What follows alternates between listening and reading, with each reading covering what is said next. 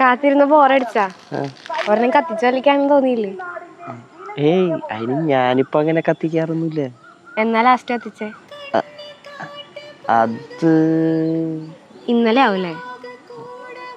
അല്ല, നിന്റെ കൂട്ടുകാരെ സഞ്ജുവും സുധിയേട്ടനും അജിഞ്ചനൊക്കെ പിന്നെ വലിക്കാത്തവന്മാരാണല്ലോ. അവന്മാരോടൊന്നും ഇതുവരെ പറയണതും കേട്ടില്ല. നമ്മള് മാത്രം പൊട്ട, നമ്മളെ മാത്രം എപ്പോഴും ഇങ്ങനെ ഉപദേശിക്കാൻ വന്നോണ്ടിരിക്കും.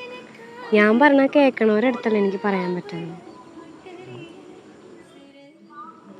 അല്ല, അന്നത്തെ ഒരു സിറ്റുവേഷൻ ശേഷം പിന്നെ ഞാൻ അങ്ങനെ അധികം സിഗരറ്റൊന്നും വലിച്ചിട്ടൊന്നുമില്ല. ഞാൻ ഒക്കേഷനിൽ മാത്രം വലിക്കുന്ന ആളാ. ഈ ചുണ്ടിൽ എരിച്ചു തീർക്കുന്ന സിഗരറ്റ് മാത്രല്ല, നിന്റെ ലൈഫും കൂടിയാ. അത് ആലോചിച്ചാൽ എനിക്ക് കൊള്ളാം. എല്ലാ സിഗരറ്റ് വലിക്കാർക്കും ഉണ്ടാവും പറയാനായിട്ടൊരു കഥ. ഇത് നിർത്ത്, അല്ലെങ്കിൽ ഇത് നിങ്ങളുടെ ജീവിതത്തെ നശിപ്പിക്കും എന്ന് പറഞ്ഞു തുടങ്ങണേക്കാൾ മുമ്പ് അവരുടെ ജീവിതത്തെ നശിപ്പിച്ച മറ്റൊരു കഥയുണ്ടാവും ഇതെല്ലാം തുടങ്ങാനായിട്ടുള്ളത്.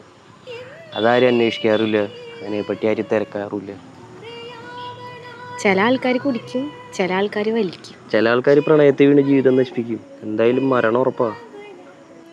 അന്നിപ്പം ഞാൻ ചോദിക്കാം, നിനക്ക് വലിക്കാൻ എന്താ കാരണം? അടിമപ്പെട്ട് കഴിഞ്ഞ് കഴിഞ്ഞാൽ പിന്നെ ഒരിക്കലും ഉപേക്ഷിക്കാൻ കഴിയാത്ത ഈ ലോകത്തെ മാരകമായ ലഹരി എന്താന്ന് നിനക്കറിയോ? എനിക്കറിയില്ല, നീ പറ. ഒരു മനുഷ്യൻ മറ്റൊരു മനുഷ്യൻ്റെ അടിമപ്പെട്ടു പോകുന്നതാണ് ലോകത്തെ ഏറ്റവും മാരകമായ ലഹരി.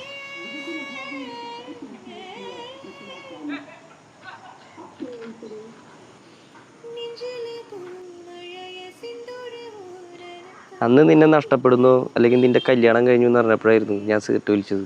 നീ അതിനേക്കാൾ മുമ്പ് വലിച്ചിട്ടുണ്ട്. നിന്റെ വലിയ ഉണ്ടറിയാം. നിങ്ങൾ ഈ വലിക്കണവർക്ക് ഒരു കാര്യം അറിയൂ, നിങ്ങൾ ഈ സിഗരറ്റിനെ ചുംബിക്കുമ്പോൾ നിങ്ങളെ സ്നേഹിക്കുന്നവർക്കാണ് അതിൻ്റെ ബുദ്ധിമുട്ടുള്ളത്. അതിന് എന്നെ സ്നേഹിക്കാൻ ആരെങ്കിലുമൊക്കെ വേണ്ടേ? അന്വേഷിപ്പിങ് കണ്ടെത്തുന്നല്ലേ, അന്വേഷിക്കണം. അല്ല, നിനക്ക് ഈ വലിക്കുന്ന ആൾക്കാർ ഇഷ്ടമാണോ? അല്ലല്ലോ, കണ്ടുപിടിച്ചല്ലോ. ഇപ്പൊ വലി നിർത്താൻ ഒരു കാരണമായി.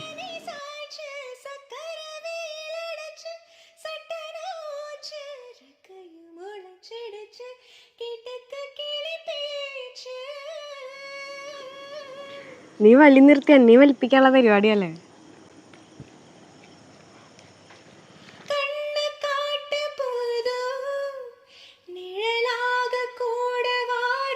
ചുണ്ടിലെരിയുന്ന സിഗരറ്റിനേക്കാൾ ചങ്കിലെരിയുന്ന പ്രണയത്തിന് വീര്യമുള്ളിടത്തോളം കാലം ഞാനിനി വലിക്കില്ല പെണ്ണെ.